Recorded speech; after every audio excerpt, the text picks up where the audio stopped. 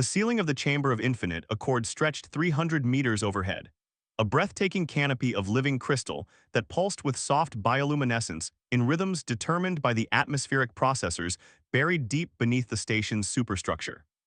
The light shifted through shades of teal and amber and pale violet, colors that had been selected over 10,000 years ago by the architects of the Velunari Consortium specifically, because they were calculated to produce a calming effect on the nervous systems of every known sapient species in the galactic arm.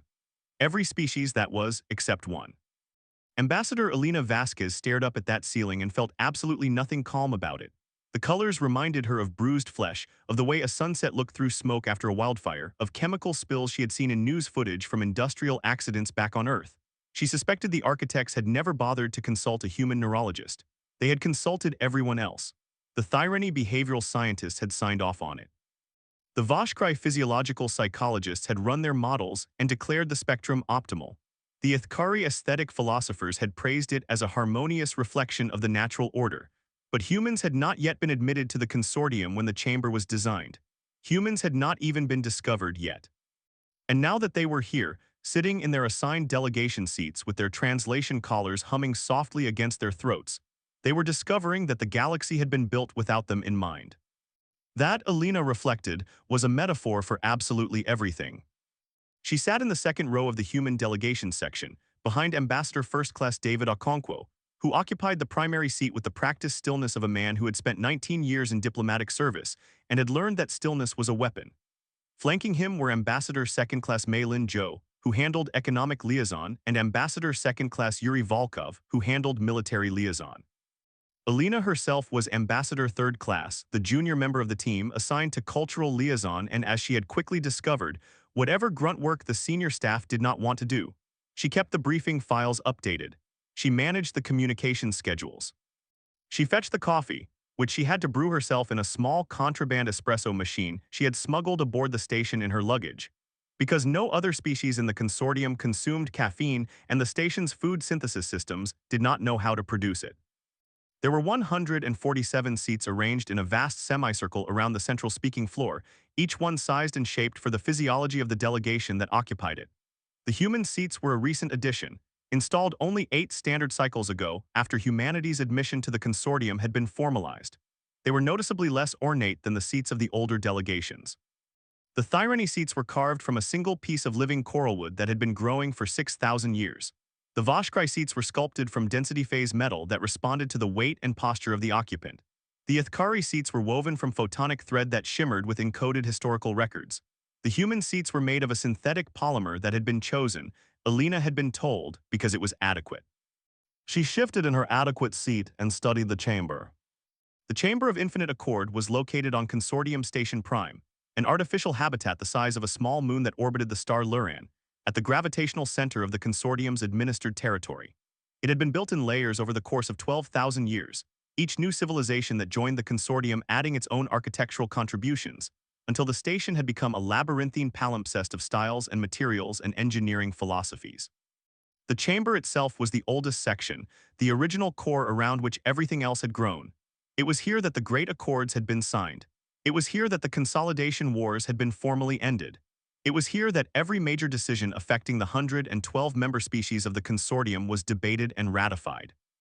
And today, it was here that the 53rd session of the Outer Territory Review Board was meeting to discuss a matter that the official agenda listed as Resource Allocation Dispute in the Vale Nebula Peripheral Zone, Sector 7.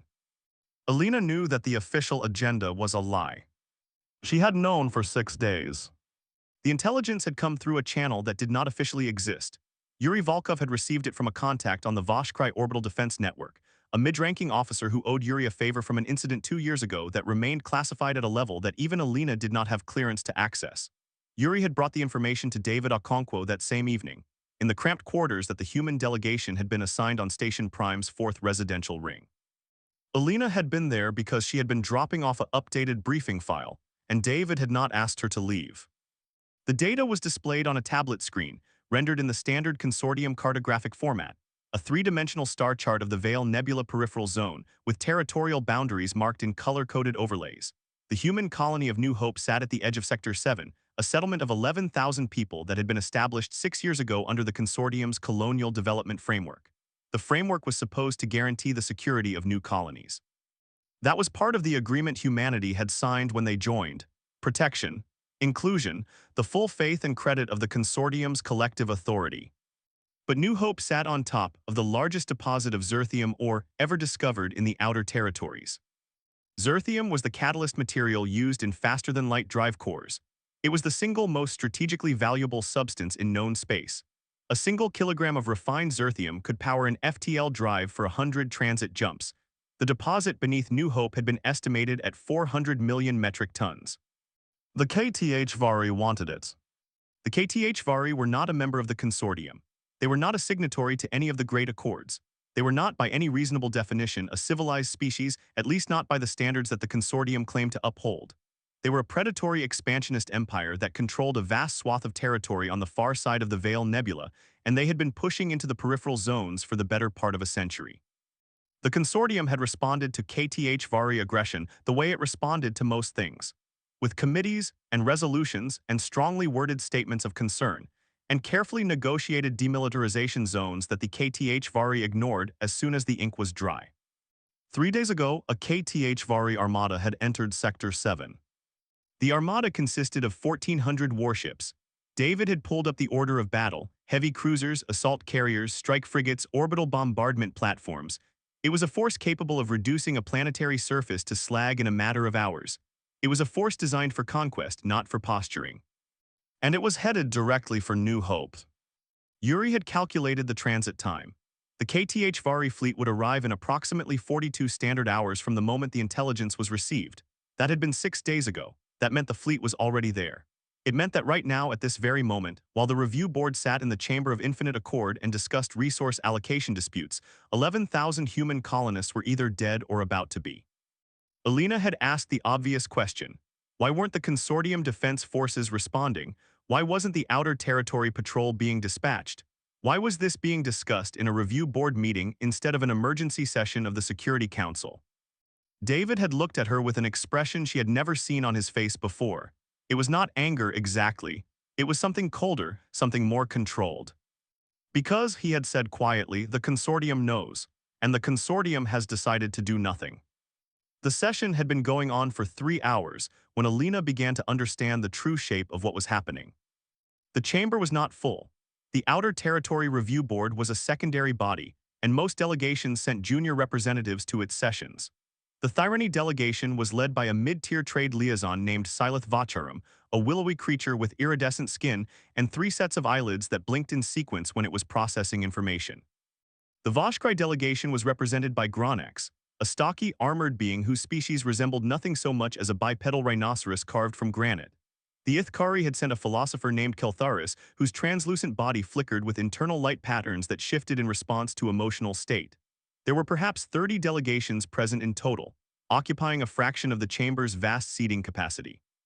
The discussion, such as it was, revolved around a proposal that had been submitted by the Thyrany delegation. It was titled Proposed Reclassification of Selected Outer Territory Zones for Joint Resource Development Purposes.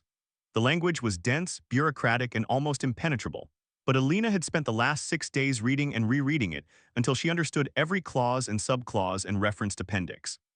The proposal recommended that Sector 7 of the Veil Nebula Peripheral Zone be reclassified from a protected colonial development zone to a joint resource development zone. Under the consortium's own regulations, this reclassification would strip New Hope of its protected status. The colonists would not be evicted. The proposal was careful to specify that, but they would be required to enter into a cooperative extraction agreement with whichever corporate entities the consortium designated to develop the zirthium deposit. It sounded reasonable. It sounded like bureaucracy. It sounded like the kind of tedious administrative adjustment that the review board handled every day. But Alina had cross-referenced the proposal's timeline with the intelligence Yuri had obtained, and the overlap was precise. The KTHVARI Armada had entered Sector 7 exactly 1 standard day after the proposal had been circulated to the review board's membership.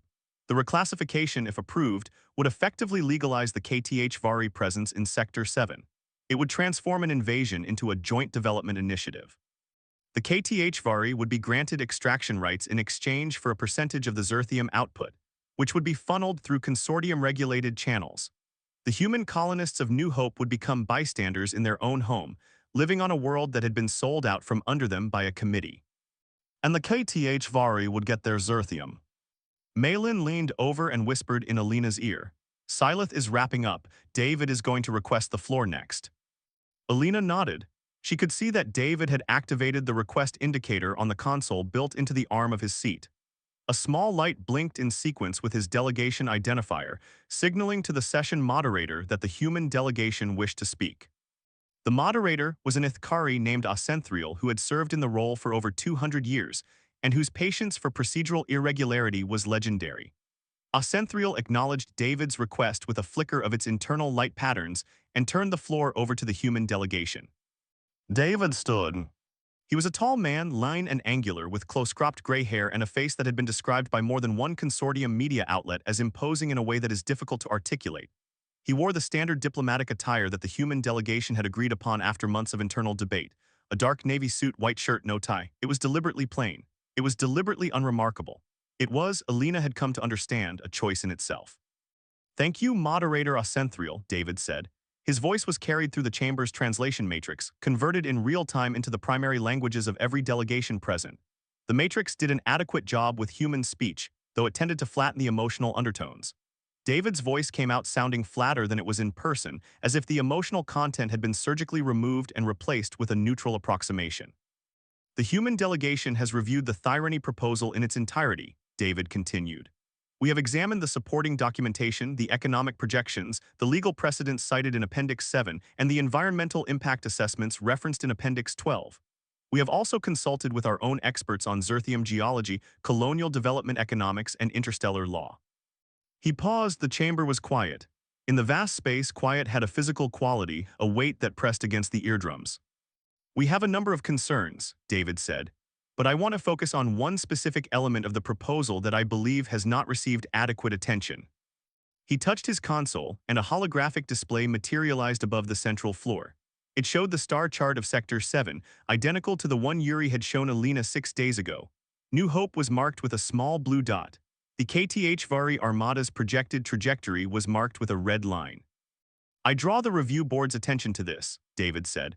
"This is a current order of battle display for Sector 7. It represents intelligence obtained by the human delegation through independent sources. It shows a KTHVARI military fleet of approximately 1,400 vessels currently transiting through the Vale Nebula peripheral zone with a projected intercept point at the New Hope colony." The chamber shifted. Not physically, the acoustics were too precise for that, but atmospherically, Alina could feel the attention of every delegation sharpen. The Thyrany delegation's 3 sets of eyelids blinked in rapid succession. Gronax's massive head turned slightly. Keltharis's internal light patterns flared from a calm blue to an agitated orange. David continued. "The human delegation formally requests that this review board acknowledge the existence of this military threat and refer the matter to the Security Council as an emergency action under Article 14 of the Great Accords." Ascenthriel's light patterns shifted. "The proposal before the review board does not address military matters, Ambassador Okonkwo. The reclassification of zone status is an administrative function within this body's jurisdiction. Military threats, if they exist as described, would properly be referred to the Security Council through standard channels." "Which we are requesting," David said.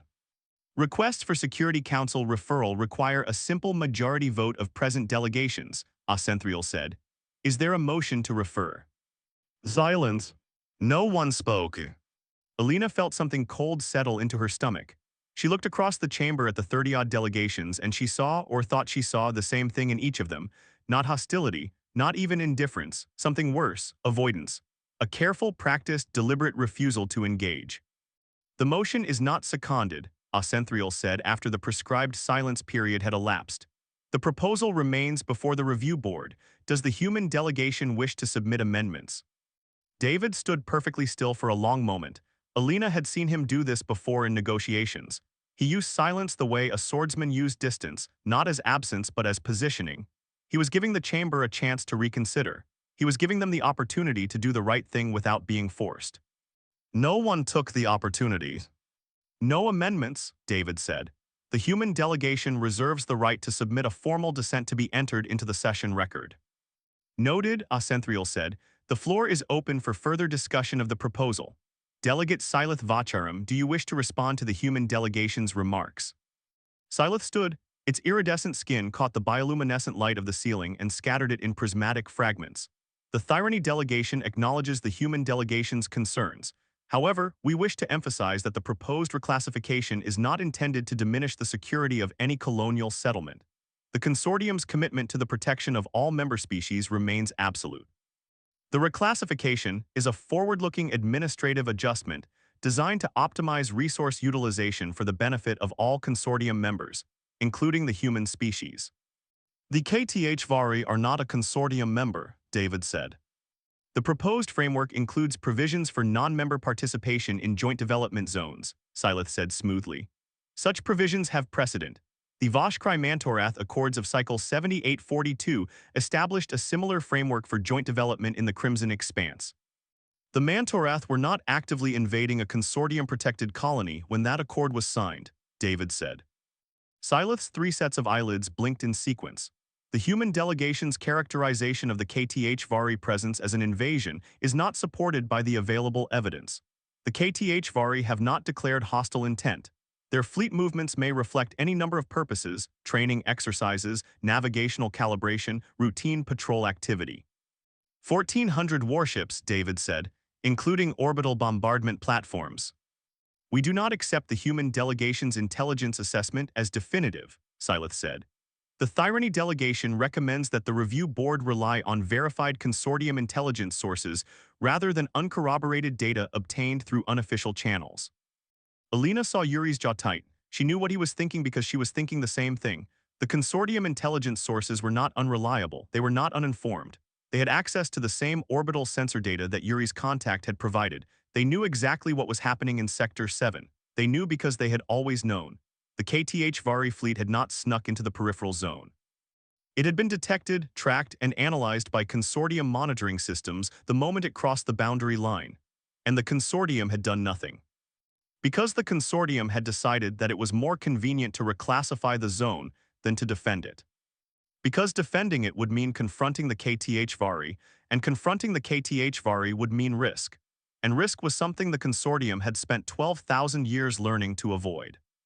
The discussion continued for another hour. Delegation after delegation spoke in favor of the proposal. The Voshkrai delegation supported it. The Ithkari delegation supported it. The Fenari, the Dorvalan, the Shesta, the Pelthari, one by one they stood and delivered carefully prepared statements that all said essentially the same thing. The reclassification was prudent, the process had been followed, the human delegation's concerns were noted but not compelling. No one mentioned the fleet. No one mentioned New Hope. No one mentioned the 11,000 people who were, at this very moment, either hiding in shelters or dying. David sat through all of it without speaking again. Malin took notes with the precise mechanical efficiency of someone who was recording evidence rather than participating in a discussion. Yuri sat with his arms crossed, his face a mask of stone. Alina sat behind them and tried to keep her hands from shaking. When the vote was called, the result was never in doubt. 26 delegations voted in favor, 3 abstained. The human delegation voted against. The proposal passed. Ausenthriel formally recorded the result and announced that the reclassification would take effect upon ratification by the Central Administration Council, which was expected within 72 standard hours. David stood. Moderator Ausenthriel, he said, the human delegation requests a 5-minute recess before the next item of business. Granted, Ausenthriel said. David turned and walked toward the exit corridor without looking at his staff. Malin and Yuri followed immediately. Alina hesitated for a fraction of a second, then stood and followed them. The corridor outside the chamber was carved from the same living crystal as the ceiling inside, but here the bioluminescence was dimmer, casting long blue shadows along the walls. The human delegation walked in silence for 50 meters before David stopped at a recessed alcove that served as an informal meeting space. He turned to face his team. Yuri, he said, current status of New Hope. Yuri's voice was flat. Last communication from the colony was 31 hours ago. The HFY fleet arrived in system approximately 36 hours ago. The colonists activated emergency shelters. We have not been able to establish contact since the fleet entered orbit. Consortium response. None. The Outer Territory Patrol has not been dispatched. The Security Council has not been convened. I have confirmed through 3 independent sources that the Central Administration Council was briefed on the HFY fleet movement 11 days ago, before the proposal was even circulated. David nodded slowly, so they knew. They knew, and they wrote the proposal to legitimize it. That is the most logical interpretation of the available evidence, yes. David turned to Malin. Economic implications if the reclassification is ratified. Malin's expression was clinical. The Zerthium deposit at New Hope has an estimated refined value of approximately 800 trillion consortium credits at current market rates. Under the proposed joint development framework, extraction rights would be allocated primarily to Thyrany and Voshkrai corporate entities, with a secondary allocation to the KTHVARI in exchange for their security cooperation. The Human Colonial Administration would receive a royalty of approximately 0.3% of gross output. 0.3%, David repeated. Oh, yes. Alina, David said, and Alina straightened despite herself. What is the cultural significance of New Hope to the Human Colonial Program? Alina swallowed. New Hope was the first colony established under the consortium framework. It was supposed to be proof of concept, evidence that humans could participate in the consortium's colonial development system as full partners. The colonists were selected from 37 different nations on Earth. They included scientists, engineers, agricultural specialists, medical professionals, and their families. The colony was designed to be self-sufficient within 10 years. It was 6 years into that process when she stopped, when this started. 11,000 people, David said. Oh, yes. David was quiet for a long time. The bioluminescent crystal pulsed slowly overhead, casting its alien light across his face. When he spoke again, his voice was very calm. I need to make a call, he said. Yuri, I need a secure channel to Earth, priority 1, direct to the Secretary General's office. Yuri raised an eyebrow. That will take approximately 40 minutes to establish through the normal relay network. If I use the contingency channel, I can have it ready in 10. Use the contingency channel. David, Malin said carefully, the contingency channel is monitored by consortium intelligence. They'll know you're communicating outside official diplomatic channels. I know. If they intercept the communication. Malin, David's voice was still calm, but there was something in it that made Alina's skin prickle. I know. Yuri pulled a device from his jacket, something that looked like a standard personal communicator but wasn't, and began configuring it with rapid, precise movements. David turned and leaned against the crystal wall, and for a moment he looked less like a diplomat and more like a man standing at the edge of something very high and very dark. David, Alina said quietly, what are you going to do? He looked at her. In the dim blue light, his eyes were unreadable. I'm going to ask for permission to do what I should have done the moment we walked into this chamber, he said. The secure channel took 12 minutes to establish. Yuri handed the device to David, and David stepped into the alcove and spoke in a low voice that Alina could not hear. The conversation lasted 4 minutes. When David emerged, he was holding the device differently, not like a communicator, but like something that had weight, something that mattered. The Secretary General has authorized me to deliver a statement on behalf of the United Earth Government, David said. Full diplomatic authority, no constraints. What kind of statement? Malin asked. David looked at each of them in turn, Yuri, Malin, Alina. The kind that changes things, he said. They walked back into the chamber together. The recess had ended, and the review board had moved on to the next item of business, something about mineral rights in the Fenari home system that was so mundane that half the delegations had sent their junior aides to handle it while the primary representatives socialized in the corridor. The chamber's atmosphere had relaxed. The tension that had accompanied the New Hope vote had dissipated like mist under sunlight. The business of the consortium went on. David walked to the center of the speaking floor. He did not activate his console. He did not request the floor through the proper channel. He simply stood there in the middle of the vast open space and waited. The conversations in the chamber died in stages. First, the nearest delegations noticed him and fell silent. Then the silence spread outward in a ripple, like a stone dropped in still water. Within 30 seconds, the entire chamber was quiet. Accenthrial's light patterns shifted from a calm blue to a puzzled yellow. Ambassador Okonkwo, the floor has not been recognized for the human delegation. If you wish to address the review board, you must submit a formal request through. Moderator Accenthrial, David said, and his voice filled the chamber with a clarity that the translation matrix could not flatten, could not neutralize, could not reduce to bureaucratic blandness. I am exercising the human delegation's right under Article 3 of the Great Accords to deliver an unconditional statement of position.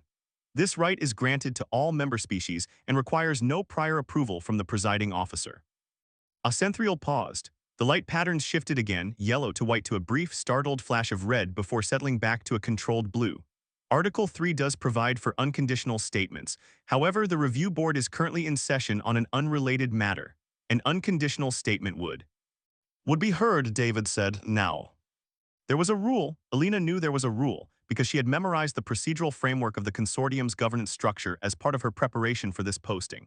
Article 3, Section 7, Subsection 4. Any member species delegation may deliver an unconditional statement of position at any time during any session of any consortium governing body. Such statements may not be interrupted, curtailed, or censored by the presiding officer or any other delegation. The statement must be heard in full. It was a rule that had been written 12,000 years ago during the founding of the consortium, when the original member species were still raw from the consolidation wars and needed assurances that their voices could never be silenced. It was a rule that had been invoked perhaps a dozen times in the entire history of the consortium. It was a rule that every delegation knew about and no delegation had ever expected to hear used by humans. Aucenthrial's light patterns went still, a thing that Alina had not seen before and that, from the subtle shift in the chamber's atmosphere, had not been seen by anyone present in a very long time. The floor is recognized for an unconditional statement by the human delegation, Aucenthrial said. The statement will be recorded in full and entered into the permanent session record. David stood in the center of the speaking floor, and for a long moment he said nothing. He simply stood there, looking up at the vast crystal ceiling with its alien colors, and the silence in the chamber was so complete that Alina could hear the faint hum of the translation matrix processing the ambient sound. Then he began to speak. "My name is David Okonkwo," he said. "I am the primary ambassador of the human species to the Consortium of Civilized Worlds. I speak today with the full authority of the United Earth Government and the consent of the Human Species Governing Council. What I say in this chamber in the next few minutes is not a negotiation. It is not a proposal. It is not a request. It is a statement of fact, and it will not be amended, qualified, or withdrawn." He paused, the silence pressed in. 6 days ago, the human delegation obtained intelligence confirming that a HFY military fleet of approximately 1,400 warships had entered Sector 7 of the Vale Nebula Peripheral Zone on an intercept course with the human colony of New Hope. We brought this intelligence to this review board. We requested an emergency referral to the Security Council. We were denied. His voice did not change, it did not rise, it did not fall. It maintained the same even, measured cadence it had held from the first word. 36 hours ago, the HFY fleet arrived in the New Hope system. We have had no communication with the colony since that time. We do not know the status of the 11,000 human civilians who live there. We do not know if they are alive or dead. We do not know if they are being sheltered, imprisoned, or slaughtered. The word slaughtered landed in the chamber like a physical impact. Alina saw several delegations flinch. The Ithkari philosopher Keltharis went from orange to a deep, unsettling red. Instead of responding to this attack, and it is an attack, regardless of what euphemisms this body chooses to employ, the review board has spent 3 hours debating and passing a proposal that reclassifies the invaded territory in a manner that legitimizes the invaders' presence. This proposal was drafted with full knowledge of the HFY fleet's movements. It was circulated with full knowledge of the threat to New Hope. It was passed with full knowledge that the human colonists in Sector 7 have been abandoned by the institution that promised to protect them. David's hands were at his sides. He was not gesturing, he was not packing. He was utterly, impossibly still. I want to be very clear about what has happened here today. The Consortium of Civilized Worlds, an organization that claims to stand for peace, cooperation, and the mutual protection of all member species, has just voted to hand an invaded human colony to the invaders in exchange for access to the resources beneath it. This is not diplomacy. This is not governance. This is complicity. This is the calculated sacrifice of 11,000 human lives for the sake of Zerthium ore and the avoidance of conflict. Silith Vacharam rose from its seat. "Ambassador Okonkwo, this is not the appropriate venue for." "I have not finished," David said, and something in his voice, some quality that the translation matrix could not process, some frequency that bypassed the linguistic conversion entirely, made Silith sit back down. "The human species joined this consortium in good faith. We came here with open hands and honest intentions. We accepted the terms of membership. We submitted to your regulations. We followed your procedures. We sat in your chambers and drank your synthesized beverages and learned your customs and adapted to your architecture and smiled at your diplomats and pretended that we were being treated as equals when every single one of us knew that we were not." Alina realized that her hands were shaking. She pressed them flat against her thighs and held them there. "Knew because we could see it in the way you looked at us, not with hostility, which would have been honest, but with condescension, which was not. We could see it in the seats you gave us. Adequate, you said. Adequate. We could see it in the way our proposals were received, our concerns were addressed, our intelligence was dismissed. We could see it in the fact that it took this body 17 standard cycles to process our admission application when the average processing time for a new member species is 4. We could see it in the fact that our colonial development allocations were 30% below the consortium median. We could see it in 1,000 small decisions and 100 large ones, each one telling us the same thing: you do not matter. You are new, you are young, you are small. You are useful only insofar as you are compliant. David took a single step forward. The holographic display from earlier was still active above the floor, the red line of the HFY fleet's trajectory still burning against the star chart like a wound. "We are not compliant," David said. And then he said the words, "We're going to wars." The chamber erupted. It was not the controlled, procedural kind of disruption that occasionally enlivened consortium sessions. It was a wave of sound and light and motion that crashed through the space like a physical force. Delegations stood. Translation matrices overloaded and produced bursts of static. Ocenthrion's light patterns went white, then red, then a frantic strobing cascade that Alina had never seen from an Ithkari and that she suspected no one in the chamber had ever seen.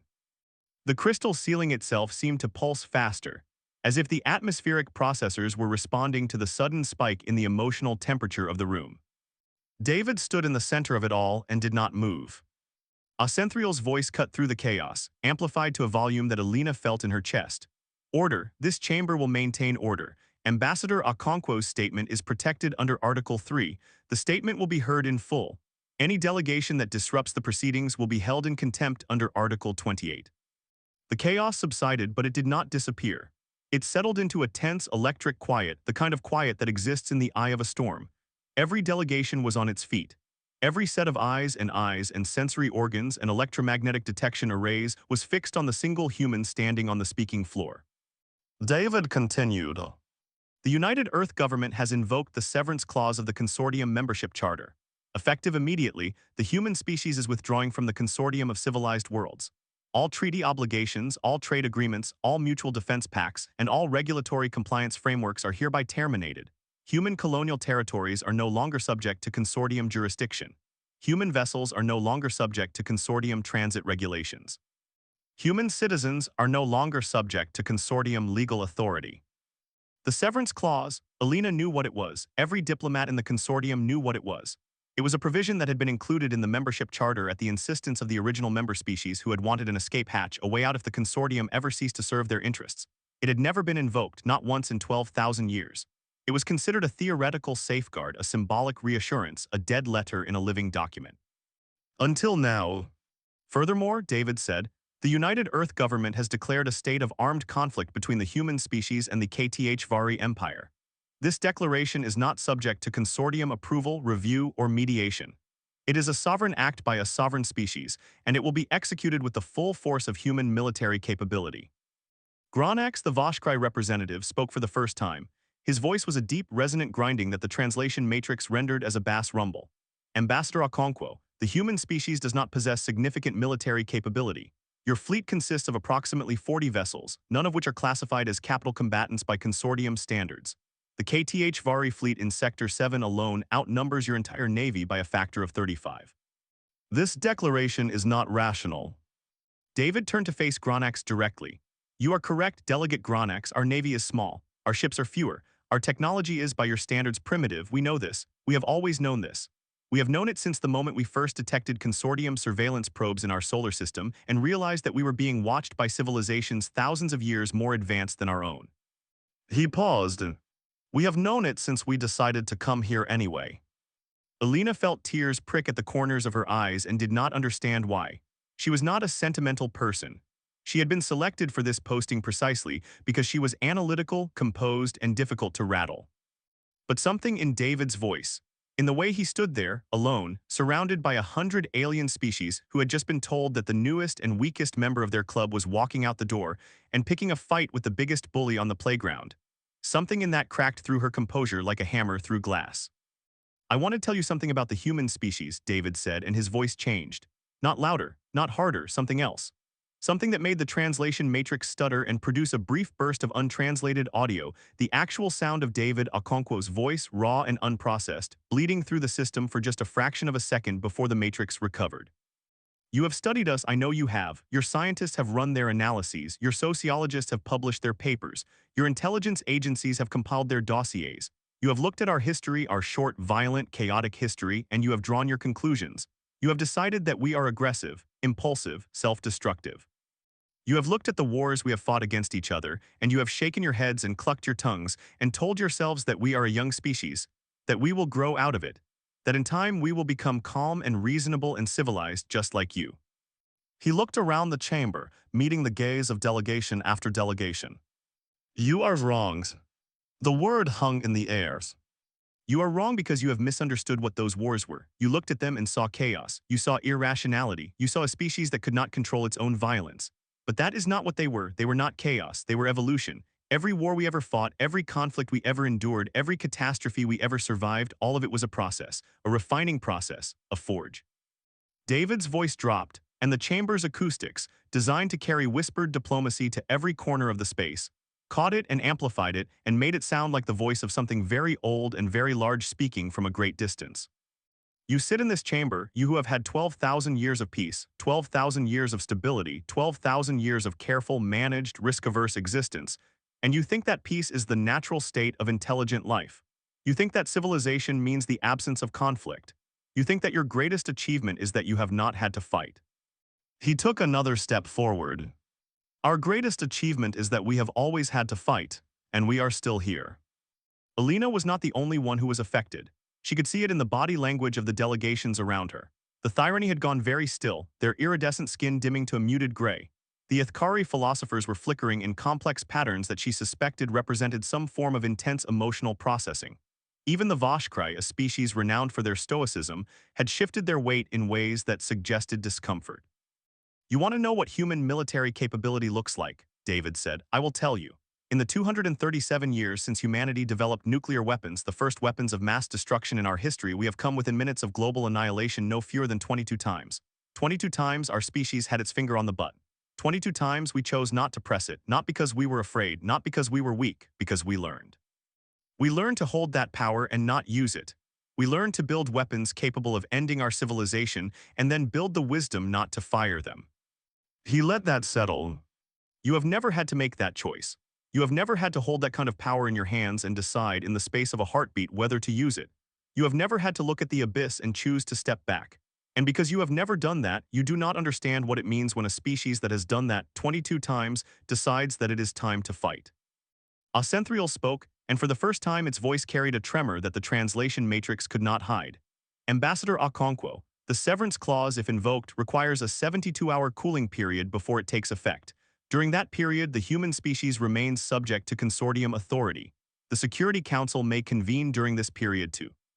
The 72-hour cooling period is waived, David said. Article 3, Section 9. In the event that an unconditional statement of position includes a declaration of severance, the cooling period may be waived by the declaring species if the statement includes a concurrent declaration of armed conflict.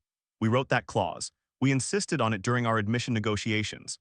You allowed it because you thought it was a symbolic concession to a naive new member. You did not think we would ever use it. Ascenthriel's light patterns went completely still, a flat, dead white. You have planned this, Ascenthriel said. It was not a question. We have planned for every contingency since the day we signed the membership charter, David said. We did not join this consortium because we needed your protection. We joined because we needed your information. We needed to map your networks. We needed to understand your systems. We needed to know where your vulnerabilities were in case the day ever came when we would need to act without you. The chamber was deathly silent. The human species has been preparing for this moment for 8 years. Every intelligence asset we have is currently executing pre-authorized protocols. Every human vessel in consortium space is currently undergoing emergency preparations. Every human colony is currently activating defensive measures that you do not know about because you never bothered to ask. David reached into his jacket and removed a small device, not the communicator Yuri had given him, something else. He held it up so the chamber could see it. This is a quantum entanglement communication relay, he said. It provides instantaneous, unjammable, uninterceptable communication across any distance. Your best intelligence agencies believe this technology is at least 500 years beyond human capability. They are wrong. We have had it for 3 years. We have had a network of these relays in place for 18 months. Every human facility, every human vessel, every human colony is connected right now. in real time with zero latency. He placed the device back in his jacket. 30 minutes ago, before I walked back into this chamber, I used that relay to transmit a single message to every human military asset in known space. The message was 9 words long. He looked out at the assembled delegations, and Alina saw something in his face that she would never forget, not rage, not grief, not the cold calculation of a diplomat executing a strategy. Something simpler, something older. Execute Protocol Lazarus, David said, all forces. What happened next took less than a second, but its consequences would take years to fully unfold. In the Vale Nebula peripheral zone, 73 human vessels that had been operating under consortium transit permits, civilian ships, survey vessels, cargo transports, simultaneously dropped THEIR Chinese letter. THE Chinese letter was a technology that the consortium did not believe humans possessed, a holographic and sensor deception system capable of making a warship appear to be a cargo vessel. It was not perfect. It could not fool a dedicated military scan at close range, but it was good enough to fool the routine traffic monitoring systems that the consortium used to track civilian shipping, and it had been good enough for 18 months. The 73 vessels were not civilian ships. They were warships, human warships, built in secret facilities in the outer reaches of the human solar system, designed using principles that no consortium naval architect would have recognized because they were not derived from consortium technology at all. They were derived from human technology, from human ingenuity. From 237 years of a species that had learned to build weapons the way other species learned to build art, with passion, with obsession, with a depth of creative investment that bordered on the insane. They were not large. The largest was barely a third the size of a HFY heavy cruiser. They did not carry the massive energy weapons that consortium navies favored. They did not have the layered defense screens that consortium military doctrine considered essential. What they had was speed. What they had was maneuverability. What they had was a weapons system that no one in the consortium had ever seen before, a kinetic strike package that used magnetically accelerated projectiles traveling at a significant fraction of the speed of light. The projectiles were simple. Tungsten alloy, no warheads, no explosives, just mass and velocity. At those speeds, mass and velocity were enough. The projectiles did not need to penetrate a HFY defense screen. They did not need to breach the hull. They simply needed to transfer kinetic energy, and the kinetic energy of a 10-kilogram tungsten rod moving at 30% of light speed was approximately equal to the detonation of a small nuclear weapon. The human warships carried thousands of these projectiles. They could fire them in sustained bursts at a rate of 60 per minute per vessel. 73 vessels, 60 projectiles per minute, 4,380 impacts per minute, each one carrying the energy of a tactical nuclear warhead. No radiation, no electromagnetic pulse, no residual contamination, just pure, clean, devastating kinetic force. The attack on the HFY fleet in the New Hope system lasted 11 minutes. In those 11 minutes, the human warships destroyed 412 HFY vessels. They did not do this without loss. 17 human ships were destroyed in the engagement. 312 human personnel were killed.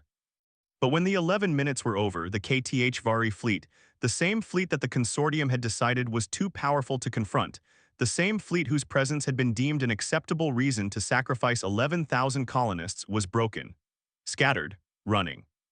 And in the Chamber of Infinite Accord, 300 light-years away, the delegations of the consortium watched it happen in real time because David Okonkwo had anticipated that they would demand to see proof, and he had arranged for the human fleet's telemetry data to be broadcast on an open frequency that every sensor system on Station Prime could receive. The holographic display above the speaking floor, the same display that had shown the red line of the HFY fleet's trajectory, now showed a chaotic swarm of contact points, each one representing a human or HFY vessel, moving and firing and dying in a dance of violence that was over almost before it began. When it was over, the chamber was so silent that Alina could hear her own heartbeat. David stood in the center of the speaking floor and watched the replay with the same stillness he had maintained throughout his statement. He did not look triumphant. He did not look grim. He looked like a man who had done what needed to be done and was prepared to live with the consequences. The human species is withdrawing from the consortium of civilized worlds, he said for the second time, but this time the words meant something different. The first time they had been a declaration. This time they were a fact. Our colonies are no longer under your protection because they no longer need your protection. Our vessels are no longer subject to your regulations because your regulations no longer apply to us. Our citizens are no longer subject to your authority because we do not recognize your authority. He looked at Silith Vacharam. The Thyrany delegate's iridescent skin had gone completely gray, a response that Alina's cultural briefing notes identified as a profound stress reaction in Thyrany physiology. You wanted our Zerthium, David said. You can keep it. We don't need it. We never needed it. The Zerthium deposit at New Hope was bait, and we knew it was bait the moment your survey ships discovered it 2 years ago. We let you think it mattered to us because it gave us a reason to be in Sector 7, and being in Sector 7 gave us a reason to build a fleet nearby, and building a fleet nearby gave us the position we needed to be within strike range when the HFY arrived. Silith's 3 sets of eyelids were frozen mid-blink. Alina wondered if the Thyrany was even breathing. Everything you thought you knew about the human species is wrong, David said. He was speaking to the whole chamber now, but his voice had the quality of someone speaking to a single person, intimate, direct, inescapable. You thought we were naive, we were patient. You thought we were weak, we were restrained. You thought we were dependent, we were gathering intelligence. He paused. You thought we were the junior partner in this relationship. We were the intelligence asset you never knew you had. For 8 years, we sat in your meetings and read your files and mapped your networks and cataloged your weaknesses, and we did it with a smile because that is what humans do. We smile when we are uncomfortable, we smile when we are frightened, and we smile when we are lying to your face. The words landed like hammer blows. Alina saw delegations recoil. She saw a Fenari delegate stumble backward. She saw 2 Shesta aides clutch at each other with their upper manipulators. She saw with a kind of detached clarity the exact moment when the assembled civilizations of the consortium realized that they had made a mistake, not the mistake of sacrificing New Hope, which was bad enough, but the deeper mistake of never taking humanity seriously. I have one more thing to say, David said, and I want you to listen very carefully because I will not say it twice. The chamber listened. The human species is going to war with the HFY Empire, not because we think we can win, although we do. Not because we think we are stronger, although we are stronger than you believe. Not because we want to conquer or destroy or dominate. We are going to war because the HFY attacked our people, and we do not leave our people behind. His voice dropped to barely above a whisper, and the chamber's acoustics carried it to every corner with perfect clarity. That is not a threat to the consortium. We have no grievance with you. Not with the Thyrany, not with the Voshkrai, not with the Ithkari, not with any of the 112 species in this room. We do not want your territory. We do not want your resources. We do not want your technology. We want one thing: to be left alone to handle our own affairs in our own way according to our own judgment. He straightened. But I want you to understand something. If at any point in the future, any consortium member, any one of you, decides that human territory looks like an easy target, if any of you decides that human colonies can be traded away for convenience, if any of you decides that human lives are an acceptable currency in your diplomatic negotiations. He let the sentence hang. Then what you saw today in Sector 7 will look like a warning shot. The silence that followed was not the silence of shock. It was the silence of reassessment, of 112 species simultaneously recalibrating their understanding of a variable they had previously dismissed as negligible. David turned and walked back to the human delegations section. He did not look at Alina. He did not look at Mei Lin or Yuri. He sat down in his adequate seat, adjusted the fit of his navy jacket, and folded his hands in his lap. Ocenthial's light patterns flickered uncertainly for several seconds before stabilizing. The unconditional statement of the human delegation has been heard in full and recorded, the Ithkari moderator said. The review board will adjourn for a period of 1 standard hour to allow for procedural review. No one moved. Every delegation remained seated, staring at the human section, staring at the 4 humans who sat there with expressions of carefully controlled neutrality, staring at the holographic display that still showed the aftermath of the Battle of New Hope, the scattered debris, the dying signatures of broken HFY warships, the steady, unwavering signals of the surviving human vessels. Alina sat behind David Okonkwo and looked at the back of his head and thought about the 11,000 people on New Hope. She thought about the colonists who had been selected from 37 nations. She thought about the scientists and engineers and agricultural specialists and their families. She thought about the children who had been born there, who had grown up under an alien sky, who had never seen Earth but who carried its legacy in their DNA. She thought about the fact that, as of 11 minutes ago, they might still be alive.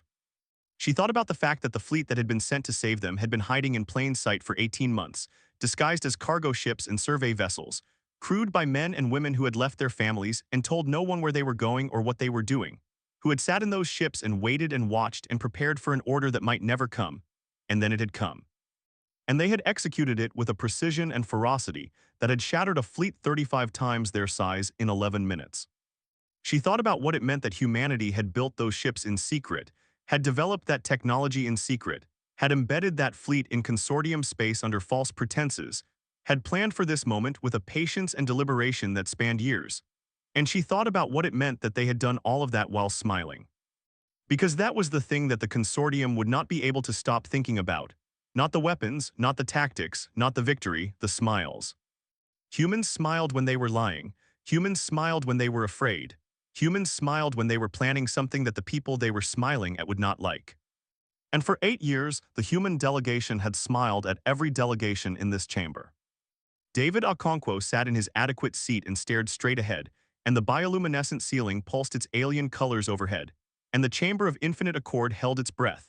And somewhere 300 light-years away, in a system that the consortium had written off, 11,000 human beings were learning that their species had not forgotten them. Had never forgotten them. Would never forget them. That was what it meant to be human. Not the violence, not the weapons, not the tactical brilliance or the technological surprise or the audacious strategic deception. Those were tools, they were means to an end. The end was this: when the people you loved were in danger, you did not hold a committee meeting. You did not draft a proposal. You did not weigh the risks and calculate the odds and decide that the cost of action was too high. You went. You went and you fought, and if you did not have enough ships, you built them in secret. If you did not have enough time, you planned for years. If you did not have enough power, you found a way to make what you had count for more than anyone thought possible. And if you had to smile while you did it, if you had to sit in an alien chamber and drink synthesized beverages and pretend that you were adequate and compliant and naive, then you smiled, and you planned, and you waited, and when the moment came, you stood up and you told the truth. The truth was simple. The truth was old. The truth was the thing that every human child learned before they could read, the thing that every human adult carried in their bones, the thing that had been forged in 237 years of holding the power to destroy themselves and choosing, again and again and again, not to. We do not leave our people behind. Elena Vasquez sat in the chamber of infinite accord and watched the oldest civilizations in the galaxy struggle to comprehend what had just happened. And she felt, for the first time since she had arrived on Station Prime, something that she had not expected to feel. She felt proud. Not proud of the war, not proud of the deception, not proud of the violence or the loss of life or the shattering of diplomatic relationships that had taken years to build. Proud of the species that had produced David Okonkwo. Proud of the species that had built those ships and trained those crews and developed that technology. Proud of the species that had walked into the most powerful political institution in known space with nothing but their wits and their will and their refusal to accept that the lives of their people were negotiable. The 1-hour adjournment stretched to 2, then 3.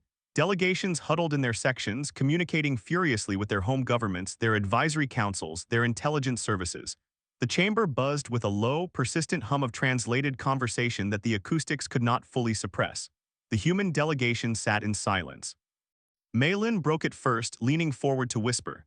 The Ithkari delegation has requested a private meeting, so have the Fenari and the Dorvalan. Decline, David said without turning his head. The Voshkrai are signaling that they want to discuss the severance terms. They're offering to negotiate a transitional trade agreement. Declines. David, Malin said carefully. If we refuse to engage diplomatically, we risk isolating ourselves completely. The consortium will. The consortium will do what the consortium has always done, David said. Nothing. Yuri spoke from David's other side. New Hope has re-established communication. The colony is intact. There are casualties, structural damage from orbital bombardment before our fleet engaged, but the shelters held. Estimated civilian fatalities are under 200. David closed his eyes for a moment. When he opened them, something had changed. The diplomat was still there, but underneath, visible now for the first time, was the man, the father. The human being who had just sent people to die and people to kill and people to rescue, all in the space of 11 minutes. Under 200, he repeated quietly. Oh yes. He nodded just once. Under 200, he said again, and Alina understood that he was not processing the number. He was holding it. He was holding the weight of those lives, the ones lost and the ones saved, and he was carrying it the way humans always carried weight.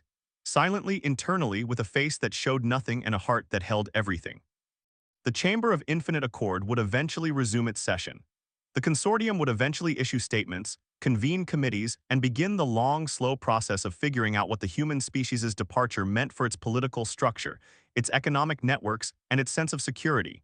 There would be recriminations and investigations and demands for accountability. There would be fear, a deep species-wide fear that would settle into the bones of every civilization that had ever dismissed humanity as adequate. And there would be stories. Stories about the day a human diplomat stood up in the oldest chamber in known space and told the galaxy's most powerful civilizations that they were wrong. Stories about the fleet that had been hiding in plain sight. Stories about the battle that lasted 11 minutes and broke an empire's armada. Stories about the species that smiled when it was lying and fought when it was cornered and never, ever left its people behind. Those stories would grow. They would spread beyond the consortium's borders, carried by traders and travelers and refugees, told and retold until they became something more than history, until they became myth, and myth became legend, and legend became the kind of story that parents told their children to explain what it meant to be brave. But that was later, that was the future. That was what would happen after the dust settled and the debris cooled and the historians began their work. Right now, in this moment, there was only this. A man sitting in an adequate seat in an alien chamber under an alien ceiling, surrounded by aliens who were just beginning to understand that they had never understood him at all. And behind him, three people who understood. Because